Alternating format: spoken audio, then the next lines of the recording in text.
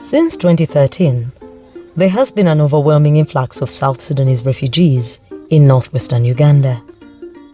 Fleeing the civil war in their country, they come to Uganda with only what they can carry. Even though their basic needs are catered for by relief agencies, their presence can put pressure on resources in the host communities. On average, 200 South Sudanese refugees enter Uganda every day.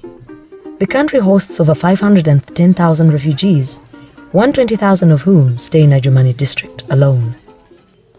Knowing that the government does not own land in West Nile, we get these pieces of land from landlords, from well wishers. But the plots we are getting are not all that big to allow families to have a plot for residential and then for agriculture. So because of emergency, we looked at providing plots for residents. To save lives, people are settled, and then we look at livelihood later. In response to the challenges created by their displacement, the lead relief agency UNHCR aims to support the refugees. In particular, the agency seeks to address the needs of vulnerable populations like women and children, fight hunger, and ensure safe and clean conditions.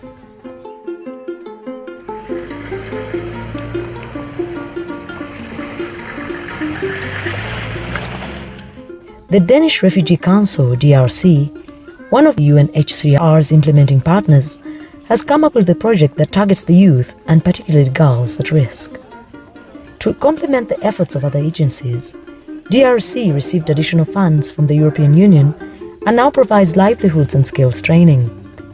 In this way, DRC wants to strengthen their resilience capacities to resist shocks such as food shortage and renewed displacement.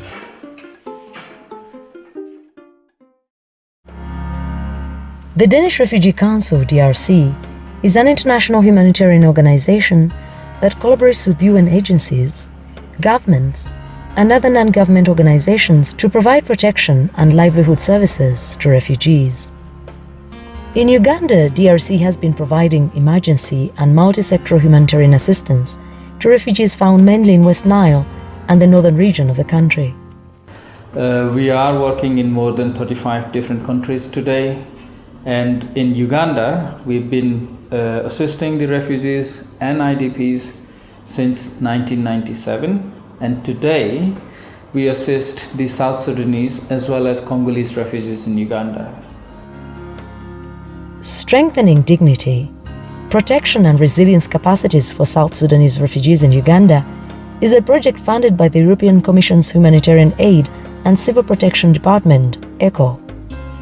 The project targets refugee youth with a focus on adolescent girls and young women to increase their safety, self-protection, and self-subsistence. Sirak Mihari is the Danish Refugee Council Head of Programs. It's a combination of protection and livelihood.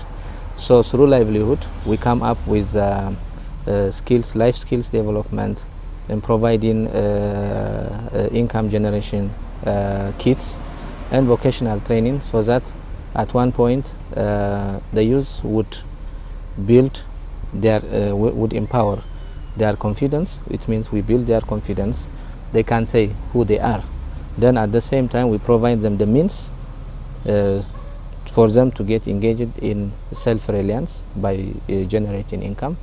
And we also send some of the youth to vocational training where they can gain skills which are relevant to the context at the moment, and they can also be transferable when they go back to South Sudan. Then they can also use the skills. In consultation with the Office of the Prime Minister, the project participants were selected from 9 settlements in Adjumani Zone 2 and in Rhino Camp in Arua district. We said in any intervention, 70% should go to refugees, 30% must go to nationals, so that we have peaceful coexistence, we harmonize, we have this integration. And of course, it is another way of thanking these people, to say thank you for accepting us to be here. Thank you for giving us land. You are also part of us. We move together. Project beneficiaries were selected by a committee that was formed during sensitization meetings and vetted by community members. So we form a committee of beneficiary selection that does the selection, and then we go back to the community and vet these people on basis of the criteria, whether they meet the criteria or not. Thereafter is when we have a final list of verified beneficiaries. And the verification is as well done with other partners.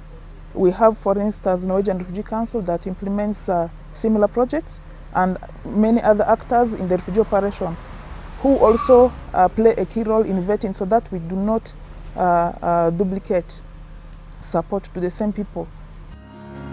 Before selection of young people to take part, the youth were split into two main groups, that is, the illiterate and literate. This helped to identify the appropriate skills to each of them.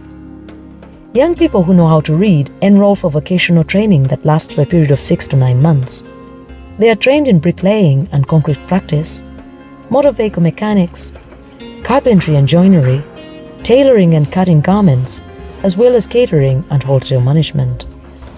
We are here for catering course, and there are so many courses.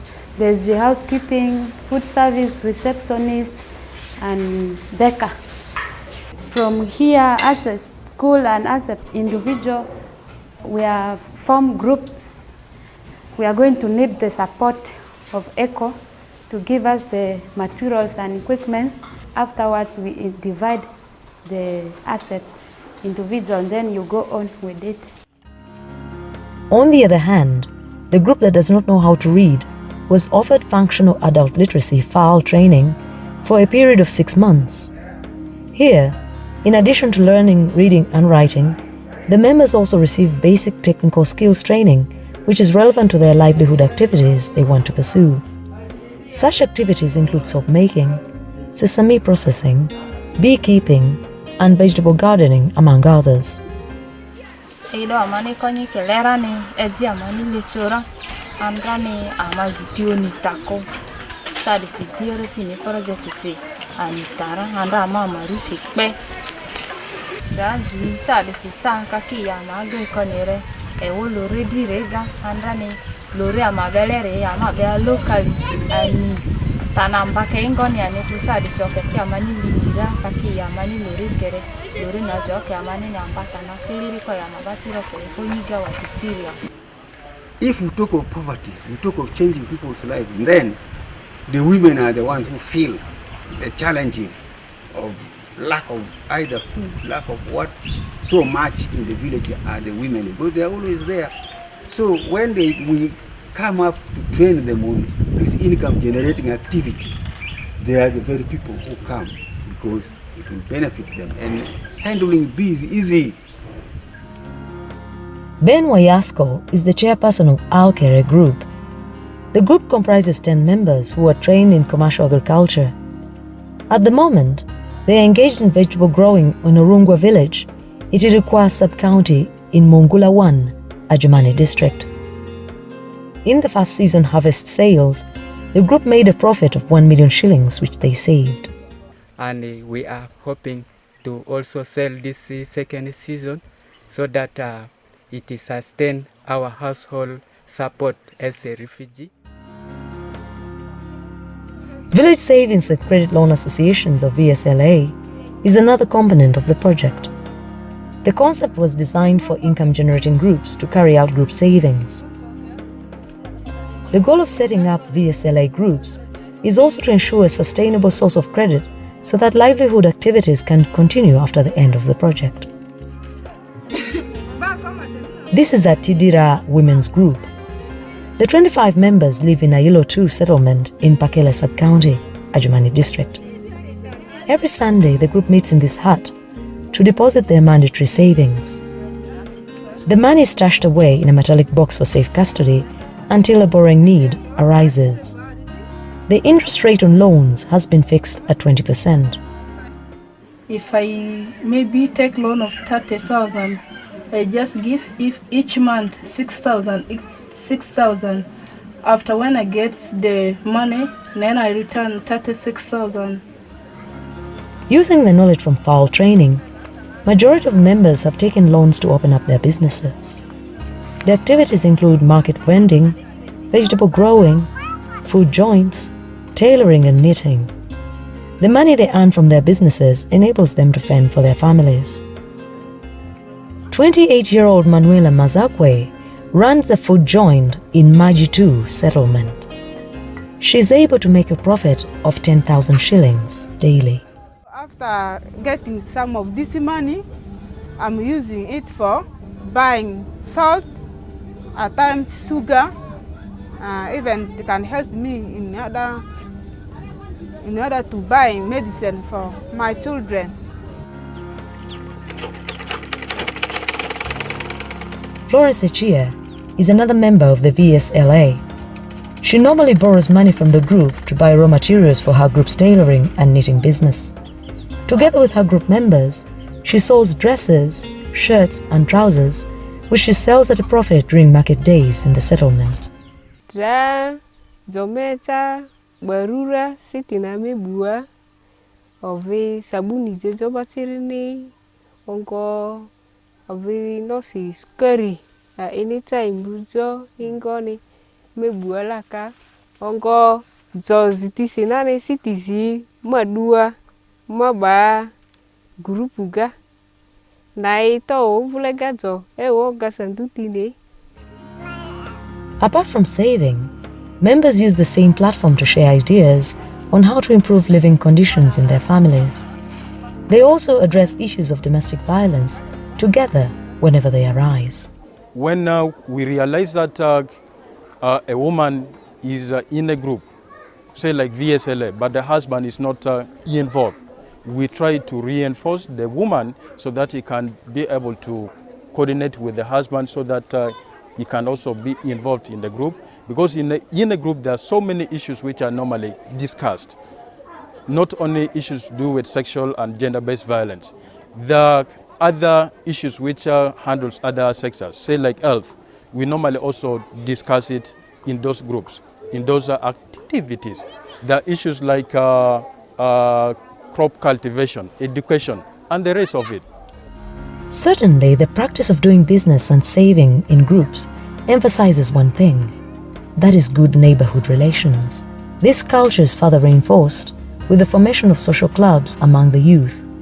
Youth clubs can be a platform for sharing life experiences and ideas on livelihood activities. The youths are involved in different activities such as public speaking, reading, environmental cleaning, tree planting, as well as sports. This way, they avoid being left with nothing to do in the camp that would otherwise breed criminality. On the whole, the project has been a success. In 1 year of implementation, the incomes of the youth and their literacy levels have improved a lot. The reception has been overwhelming, and that to me signifies a need that has been underlying a lot of challenges of women not being able to progress in business. But now that they are able to get basic skills in literacy and numeracy, we anticipate more progress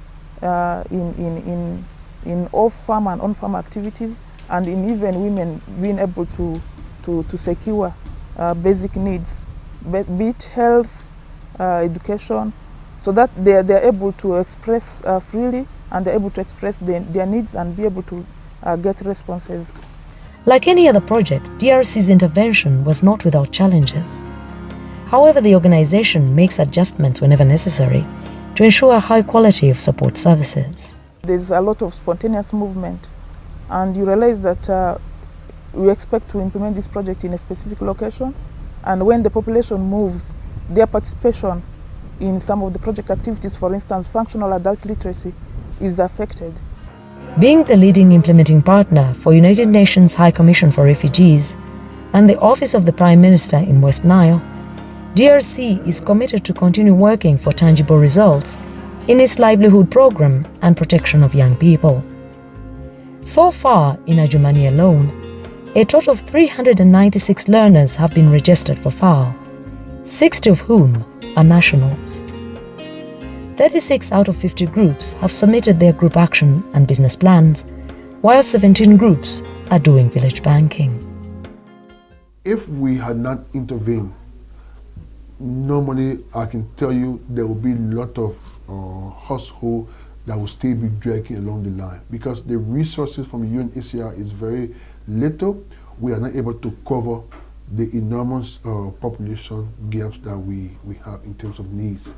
So I guess if we can have this program continuing for another year or two, alongside with the UNHCR funding, that will actually achieve greatly, and we can boast at the end that we have made the beneficiary to be resilient.